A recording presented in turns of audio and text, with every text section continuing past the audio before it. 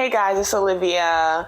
Get ready with me as I talk about my experience buying my home at age 23. And today I was kind of reflecting on it this morning and just thinking about what would I have done differently? Would I have done anything differently? Do I regret buying my home at 23?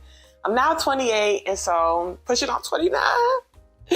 So just been reflecting a lot on what was that all about? Was it a great thing that I did? Was it weird? So come along with me, grab something to drink, or if you're getting ready, turn it on, turn up the volume, and let's just get ready. I'm not going to be really talking about what I'm using. I'm just going to kind of get to it. And if you see me looking in this direction, I'm getting ready. I bought my home, as stated, at age 23. And boy, oh boy, was that a journey. I was 23 pushing on 24. This was like 2020, the best year ever. I actually was thinking about buying a home late 2019. I was in my first apartment in Georgia, in Atlanta. And I was like, this apartment life is whack. To put it plain. I started my lease in August 19 or July 19, 2019, and I broke my lease to move into my first home. I was over it, y'all. I was over it. Let me just get ready to buy a house. I had money saved up, not knowing that the world was about to tumble down, which was actually a pro for me. Now that we all know 2020 was definitely a great year to buy a home due to the interest rates. Because as we see now, it ain't what it was, right? I found my home in 2020 and I moved in April 2020. That's what I found my home in February of 2020 and I moved in 2020 of April. That's a lot of 20s. So, of course, obviously, I already signed the paperwork before COVID was known because, as we know, March was when COVID went boom, right? So I already put all my paperwork down the month before COVID, and then I moved in after COVID started. We learned a lot, right? A lot was going on. I was freaking out. Lots of things were changing in the midst of me doing my paperwork. Like my inspection things were different because they didn't want the inspectors to go into the homes. A lot of nuances like that was definitely changed due to COVID. So like, for example, the year walkthrough or 9-month walkthrough? I forgot what month walkthrough that they usually do it at. They didn't do it on time due to COVID. So it was like all those weird things that really just like not cool. So anyway, I bought my home, I moved in, all was well. Like I lived there from April 2020 till December 2022. I still owned my home past December 2022. I just decided that I wanted to uproot my life and live in Chicago. So my brother was living with me at the time at my house in Georgia. So he stayed there for a little bit and then moved out because he bought his own home. And so I was like, okay, you know what? I'm in Chicago. Obviously, I don't want to pay rent here in Chicago and mortgage in Georgia, and nobody's there, right? So, of course, there were two options laid for me. Sell my home or rent it out. This is where the mess starts. So I found a property manager and on Thumbtack, definitely do more research. She was cool, but definitely I could have found better, right?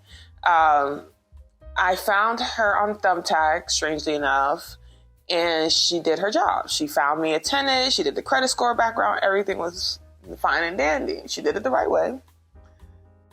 But here's where I would say my regret starts to kick in about buying a home.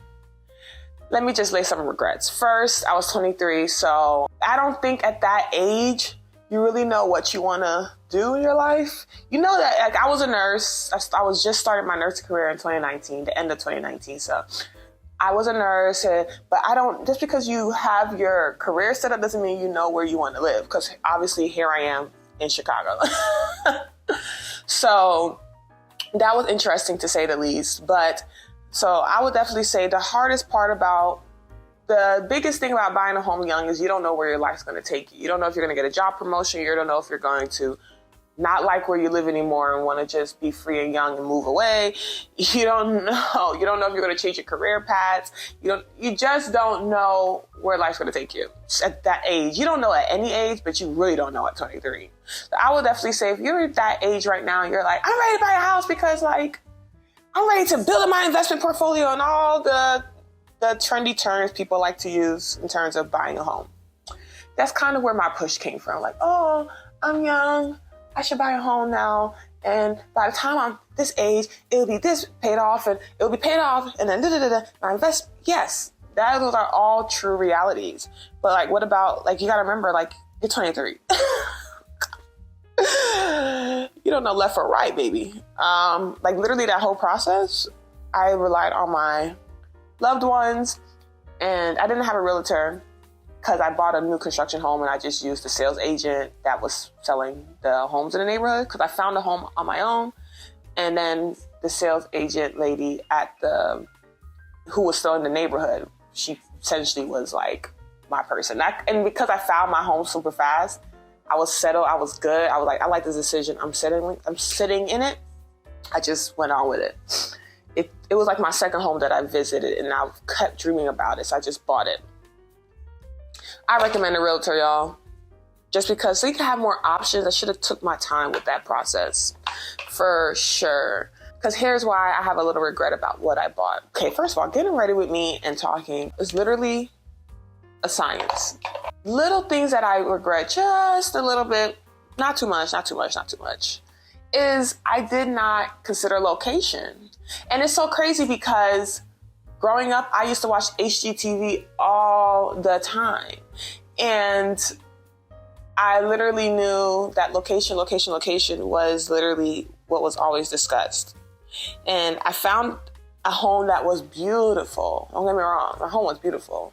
It was a cute little townhome, great little starter place. I literally loved the place. But if you walk outside the neighborhood, the neighborhood was great too. But if you walk outside that neighborhood, it ain't it. You know what I'm saying? It's very up and down in terms of safety, up and down in terms of things to do. Not up and down. It was just not much things to do, but you were close to things to do. So that wasn't the issue. It really was a safety factor. And that bit me in the butt later in the process because I eventually did sell my home. So I no longer own it. I'm no longer a homeowner. I'm just a renter back again in Chicago. So that's the end result, essentially. So I definitely recommend considering location 1,000% more than the home you're in. You can always break down walls. You can always fix a countertop, but you cannot change a location. So back to me being a landlord. I found my property manager. We found a tenant. All was well and dandy. You know, life was doing good. She was paying her rent, and then she stopped. Okay, so just imagine my terror hearing that. I'm already paying rent here in Chicago. Now she stopped paying mortgage. I gotta still pay my mortgage. She stopped paying her rent. I gotta still pay my mortgage. So obviously now things are really like, woo, emergency. So this is where I recommend to other people. If you're gonna do that, you're gonna own a home and then live somewhere else, please have like a lot more saved up to pay that mortgage just in case your tenant does not.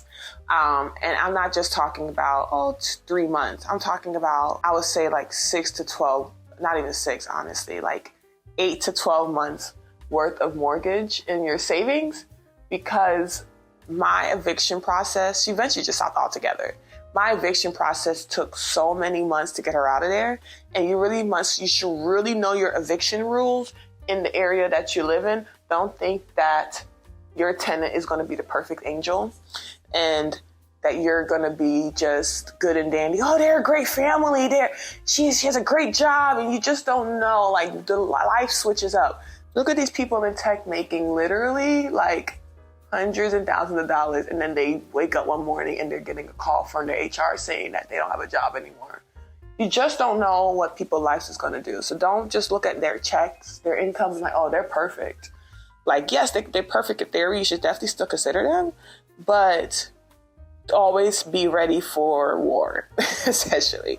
I had to pay both mortgage and rent for several months because Georgia was having a historical number of evictions, and it was going to take a long time to get to the courts process and then to get the police to kick her out. It was a long line. Okay.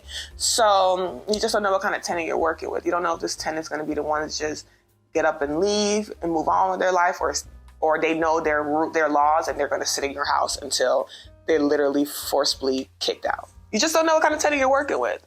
Just assume the worst. So I was so over it, and you would think, okay, it's like some people would say, oh, that was just an L, and then find another tenant. Oh no, baby girl, I was over it. I was ready to settle my life here in Chicago and be fixed here and not worry about what's over there. And just a lot of calls with property managers, and it was just a lot going on, and I was stressed out. I'm a nurse, like I'm tired, you know what I mean? I was working a lot over here, and it was just stressful. So I was like, I'm just going to sell my house. I sold my house, and that was a smooth process, thank goodness. But it was semi-smooth. It was smooth. Let me take that back. It was smooth. It was relatively quick. It was about a month and a half that I found a seller, and that process went by quick. But I definitely could have sold it much faster than that. But here's where, once I say location is key. I've had several people put offers in, and they were the offers that I was wanting. Like, those were the prices I wanted. But they were pretty much paying axing. But because of the location, they were like, I can't go through with it. That happened to me like 3 times. Actually, now I'm driving around, I can't live here. Now that I'm driving around, I can't live here. They brought their parents over to visit the house before they put the check mark on it. Oh, the parents don't like the location. Really, y'all, consider location. And it wasn't safe. Like, I remember being home and not being like, something's going on out there. So it's not just safety. Also consider like amenities and resources that people will want to be nearby, groceries, etc. Like, you might think you're going to be there for a long time, but you might not. And so what you going to do then? You might be okay not living nearby certain things. You might be okay with not it being the safest areas, but is your seller going to be okay with that? And so I eventually sold my home, which was fine, which was great, but I definitely think I could have gotten more if it wasn't a better area. And so definitely just consider that, for real, y'all. I would say that's definitely something that I learned being older. Please, y'all, please don't do what I did. So I would say that's something that I regret. But honestly, it was the best decision I could have made for myself. I know I'm talking about a lot of cons, and oh my gosh, horror stories after horror story. But it was such a great place to start my adult life. I was able to get my first dog. I was able to learn about myself. I was able to decorate my home and have a lot of space to do so, host events for my friends and family, just really feel grounded in my life. So I would definitely say I appreciate that, because before I bought my house, I was moving every year. Granted, I moved 2 years after living in my house, but that was still a long break for me, considering that I always moved once a year for the past, since 2014. I graduated college, and then of course you change your dorms every year. Then I moved to my parents' home after graduation, and then boom, it was 2019. So definitely it was 2020. So it's time to buy a house and buy apartments. I got my apartment, and I bought my townhome, and I moved to Chicago, and so I've always moved almost every year since I was 18, and now I'm 28.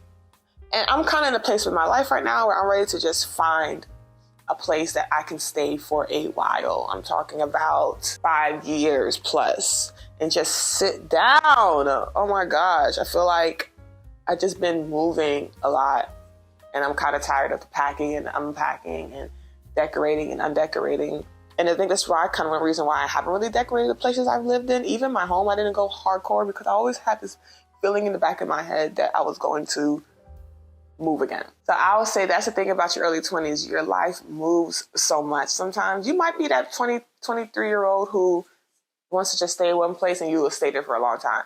But I find just looking at my friend group and just people that I know, almost majority of them have moved somewhere in their lives within the past every 1 to 2 years, that since we were in our early 20s. So definitely just take that into consideration. You might feel like everything is permanent right now, but it might not. You might decide that I hate this job and I want to go to Tennessee and work. I don't know. Just really, really, really, really, really consider that. And consider that, okay, I don't say don't buy a house. If you have it, buy it. But just consider the location, because if you do want to put it on the market, if you do want to be a landlord, consider that's why location is so important, because you want to make sure that if you do rent it out or sell it and you want to move on with your life, you can do so. But I would never discourage anybody to do it, because like I said, it's a great investment portfolio. It's a great investment. And some people might say, Olivia, why did you sell your house when you literally had like one of the best interest rates? And my interest rate was like low 3s, right? It was crazy. But peace of mind was more important to me. And that might sound crazy. Like, girl, you should have kept it. You should have just held on and found a tenant and just ride the wave. And I could have. Not every decision in life is going to be a financial decision.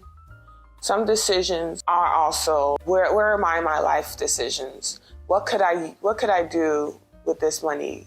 How can I move on? There's so many other things. Maybe I take this money from this house and put it into another house. Maybe I need to pay off certain things. Maybe I need to, I don't know. Like, when you sell your house, you're going to make money. So it's like, do you feel like that money can be used in different ways than just keeping it in the house? Or do I want to use that money and buy another house? Like, there's so many different decisions to be made. And so I just definitely say, look at who you are, look at what you got going on and what's best for you. And for those of you who are like, girl, you talking about buying a house at 23. How did you even do that? Hey, there's so many ways to do it. First time home buyers get a lot of opportunities. So like, there's a lot of grants out there. Consider your occupation. Are you a healthcare provider? Are you a first responder? Or, there's not just those two categories, but there's other categories where they're passing out money to people, grants. I know, like, if you're like a doctor or provider or something, they provide like almost like 0 down homes in certain places. Consider your occupation. Find if there's grants out there that will help pay for your first home. Obviously save your money. That's old school thinking, right? You got to save. And then honestly, you don't need as much money as you think to put down on your first home. You might end up with a PMI, which is a private mortgage insurance, which basically is saying you did not put enough money down. So we're just going to put this insurance that you're going to have to pay extra per month on your mortgage, on your total home payment, because you did not put down 20% down or whatever that number is, right? It's usually 20% down on the house. So you might have to pay like an extra payment on your top of your mortgage and everything, because you didn't put that percentage down. But to some people that might be worth it. For me, it wasn't that much for me to be like boo-hooing and crying about. So I just put down what I could put down, and then I got a home. You don't need as much money as you think, y'all. Please talk to a realtor. If you have a realtor friend or a family member or just a stranger, reach out to a realtor. Say, hey, this is what I got in front of me. I got this much money in my pocket, and I saw these grant opportunities, or none if you couldn't find any. But this is how much money I got in front of me. Could I buy a home with this? They might tell you, hey, let's do it. Depending on, you got to find the right realtor, right? Because some people might just be trying to get you out there and trying to get their commission. But some people might be like, honestly, save up $10,000 more, save up $5,000 more.